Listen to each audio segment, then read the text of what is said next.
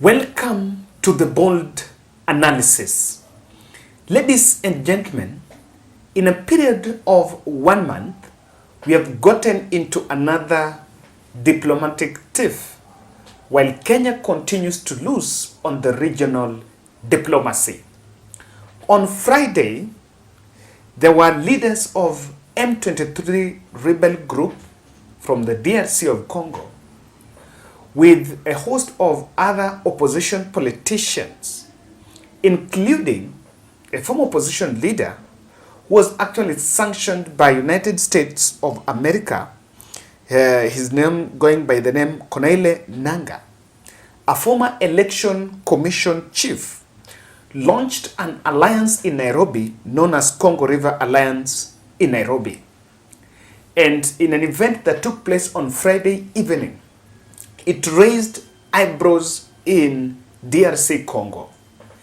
And what the Congolese officials cannot understand is why a country like Kenya that brags as the regional peace hub, because our fourth president Uhuru Kenyatta is leading Nairobi peace process, can host an alliance that is bringing together rebels that have been causing havoc in the eastern part of the DR Congo.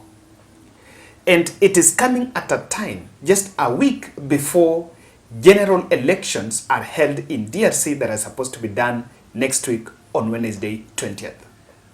So how Kenya hosted that alliance is something that has really made heads to roll.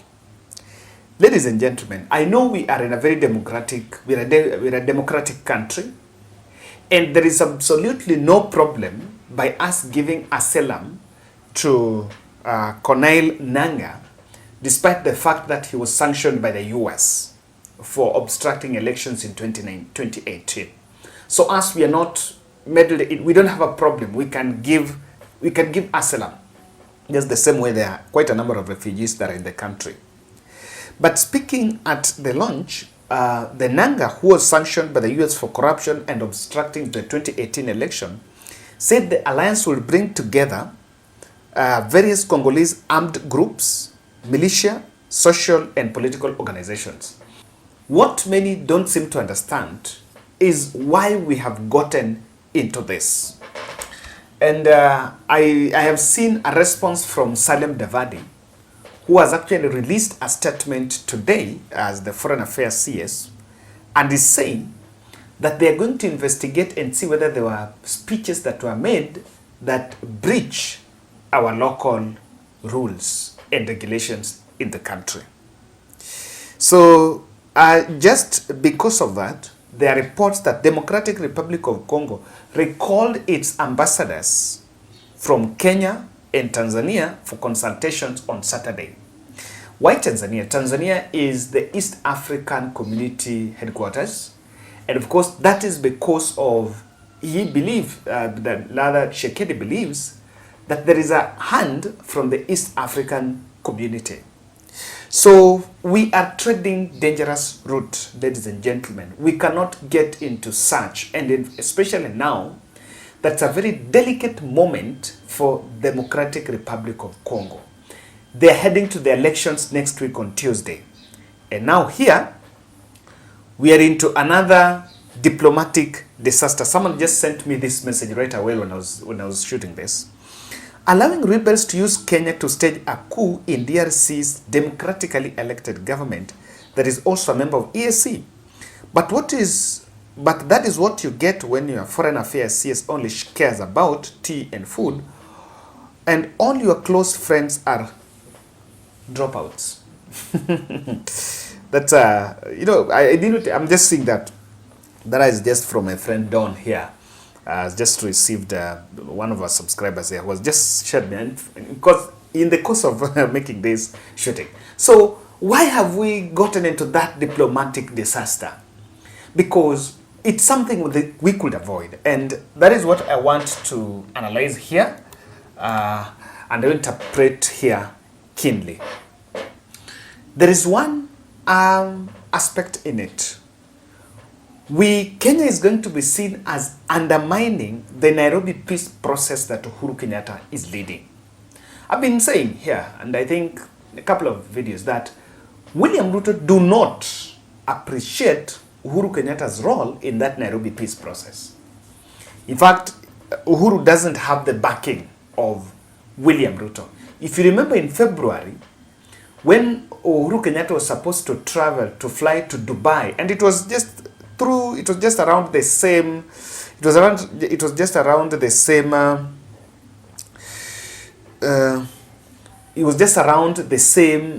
issue. His travel itinerary was reduced, and Uhuru even stopped going. There is another reaction. He's too strong and influential. He's close to Tshisekedi. Uhuru is also close to US and UK. Dwaro wanataka puppet. Now, so there is something I want to look at here. We are doing this, or this is a signal that we are allowing M23 rebels in the country, and we seem to be supporting that war. Are we benefiting? You know, there have been this story here that despite the fact that DRC Congo has the largest, is the largest producer of gold in Africa, I don't know if it's in the world also, but I think it could be in Africa. It is amongst the poorest countries in the continent. So here, there is a rebel group that is joining with armed groups. And at that point, we are hosting them in our country. How reckless can we be as a country? And it's at a time they're heading to the elections. And that is one interpretation here, undermining the Nairobi peace process. That is what they're saying. In fact, in their statement, they're mentioning about that. Now,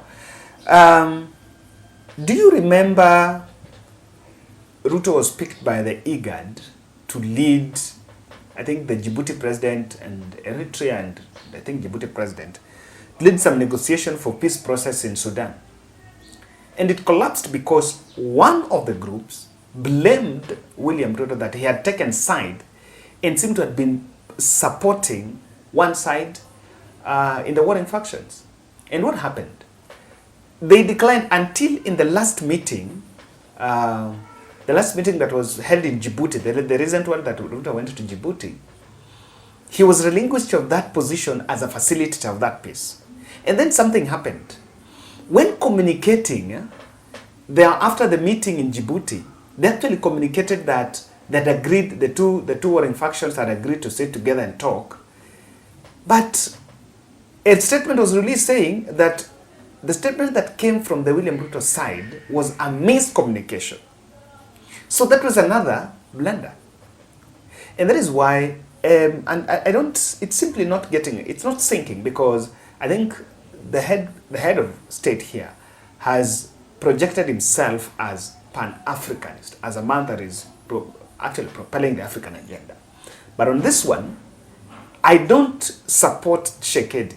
Neither do I support the competitor on the other end. And I also don't have a problem with Kenya giving asylum to the leader, even though he's sanctioned by US. The only challenge here is that are we encouraging the violence? That's the question. Because where would they form? Number two, Museveni Kagame factor in the DRC elections. I've just bumped on this thread. Why did Kagame and Museveni choose to launch the new Congo Rebellion in Kenya? This tweet has been shared. I think this is a Congolese, someone from Congo. Did they know it would cause diplomatic tension between Congo and Kenya? Yes, they knew. Of course they knew it. Then what made them to do that? Here is where everything is bound. Then let's just continue looking at that tweet. It's sharing, saying, they did it intentionally to create a long-lasting enmity between William Ruto and President of DRC. To solidify their ties with Kenya, in these things, Kenya is being used in their games of divide and conquer. So Ruto is doing Hutu job. We call people like Ruto a Hutu disservice. And he's giving another example. I just looked at it because I just want you to get maybe the gist of this. Last time Kagame and Macron used the same strategy to divide Mozambique and the rest of SADC countries. They forced the Rwandan army to intervene in Mozambique against SADC to divide them. From that time, Kagame and UC of Mozambique became closer. It's a strategy. So that is the question.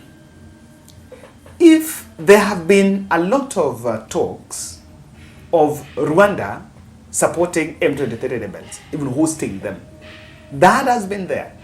So people have been following that, the geopolitics in that region.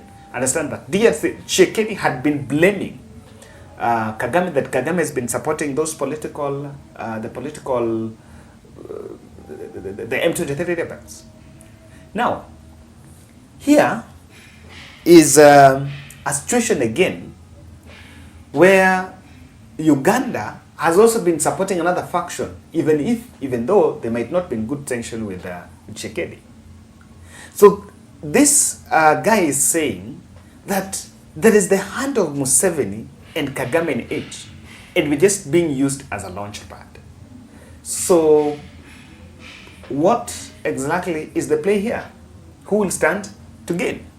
That's another angle that I think has come out clearly. Number 3, which I think should worry all of us. This will form a basis that Kenya is trying to meddle with DRC elections. Now that's very dangerous. That is very dangerous because you don't know what the outcome of that election will be.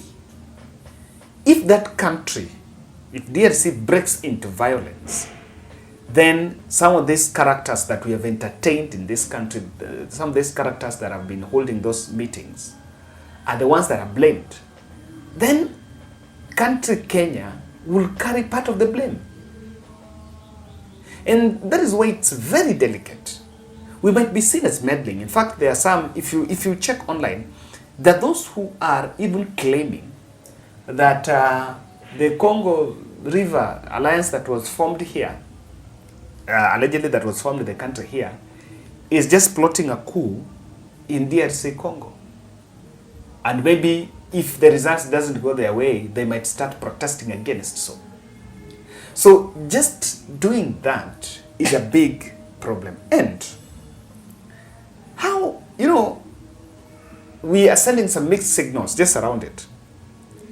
One of the leaders that convened that meeting was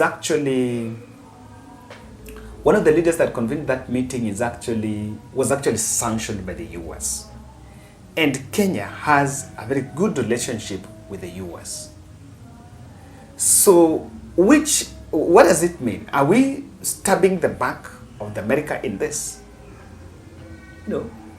That is why there's so many other questions coming in it. And apart from this election meddling, remember we also have an election. So if we're forming it here, we also have election in the next few days, in the next few years. So will Ruto also benefit from such?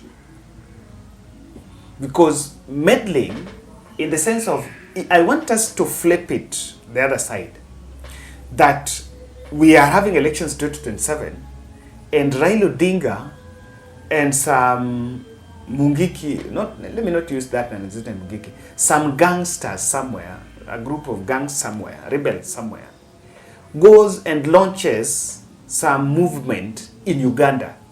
How would Ruto feel? How would Ruto and Gachagua feel? So this thing is something that we need to tread very careful. Now they have recalled, let's look at the potential of this, the third aspect, the fourth aspect. The risk of business between the two countries. Equity Bank opened its doors in DR Congo, and the business relationship between the two countries is doing well. In fact, there was a story about much of the gold coming in the country is being transported from that other side. And not even that. I think there was that one of us being given land to plant maize in DR Congo. So, you know, when we are starting doing this, we are putting the businesses of Kenyans doing business in DRC at a risk. And they're at an election time. So if violence starts, then you will profile Kenyans that stay in DRC. And that is part of the problem, why I think the country is also raising eyebrows, that on this one we are getting it a bit wrong. And I've seen a statement from Davadi, and Davadi was given that docket because we will reduce this, but we will continue to stumble into diplomatic disaster. Number 3, I see the colossal, if, as Davadi is saying, let's take what Davadi is saying, that I didn't know about it, and because there is freedom, you know, even people have been coming here, and Kenya there is that diplomatic freedom space. But I also saw the colossal intelligence flaws in the country. How did intelligence know this and just tell the president that, what exactly is this? You know, should we allow it? They should have told the president, William Ruto, that look here, this and this is going on, this is going to happen, but should we allow it or should we block it? Because it didn't need to come to that point. There is no possibility. And I want to disagree with this narrative that probably even William Ruto didn't know. I don't believe I didn't know. They knew very well. And if they didn't know, then surely we need to think about the kind of intelligence that is served on the country. Did Ruto know that this alliance is getting here, that is going to be solved? And are we sending missions? Is East Africa sending a mission to DR Congo? Now that Kenya is one of the member countries of East Africa, and DR Congo is one of them, and now we have gotten into that. So surely, are we trading careful with our neighbors? Ladies and gentlemen, that's my take. I will want to read your reaction to this. Thank you. Yes. Hi guys, so we're here as we had promised that we were coming to this other side of Kibera to deliver the wheelchairs. So because of the other residential training that the mothers of the kids had, we had to reschedule to this Sunday. And we've come here to Mekuja. We've brought the 5 wheelchairs that we had earlier stated. Even though we've not, wazazi wengine hawakumake, we manage around 3, yeah? To manage 3, others are absent, but we've had the 3 that wako hapa, but the other wheelchairs we have, so tuna believe kwamba the team itawapatia wataweza kupewa the wheelchairs. Now I want to not introduce, but I want to give each parent atasema something a minute, but before them I need to introduce these 2 ladies around me. I know you're seeing them we've seen them for a second time. So Kawira is normally our admin. Sasa tukishafanya, she's the person that an engine behind all this, and we also have else on this end. So Kawira, itabidi uongee na watu alafu tuwapatie. Okay, so for me, I'm just going to say thank you for the people who came through. As you can see, we were able to get the 5 wheelchairs, and thank you so much for watu wenye waliweza pia come through for us, mkatupea the funds. We really appreciate, and also for the management, we just want to believe that wenye wajamii kukuja pia watapewa zenye zimepatikana. I think that's all for me. Thank you very much.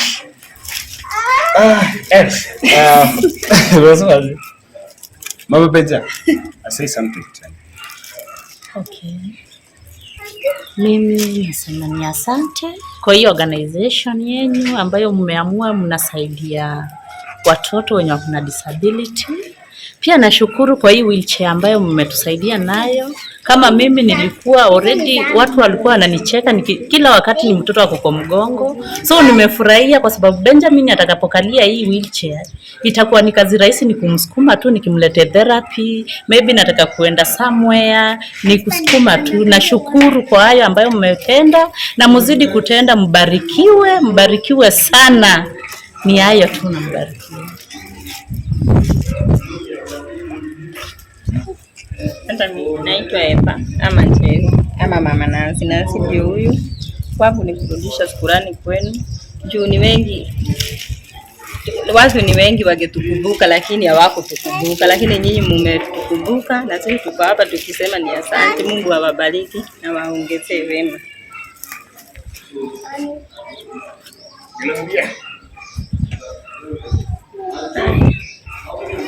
Na mimi naitwa Sara Kemto, Mama Gloria. Gloria ndio huyu already amekalia wheelchair. Na mimi nashukuru Mungu kwa sababu yenu. Mungu amewatumia, mmekuja kutusaidia. Ndio watoto kama Gloria ni mkubwa, kumbeba kwa mgongo ni shida. Nashukuru Mungu, Gloria amepata wheelchair, ataendea shule Januari. Wacha Mungu awabariki. Mali hiyo pesa imetoka na Mungu airudishe. Mbarikiwe sana na Mungu awaongezee. Nimeshukuru. Thank you. Yes, so yes, on behalf of this amazing team, asanteni sana. I'm just sure of words. We mentioned that intervention ya disability we will try to still upscale. Nimerealize kwamba the number of kids in need of wheelchairs ni wengi sana. We cannot, but I believe with this start, as we roll into 2024, we'll be able to support and develop this as a full program and support the team that we have here so that we move forward. Asante sana.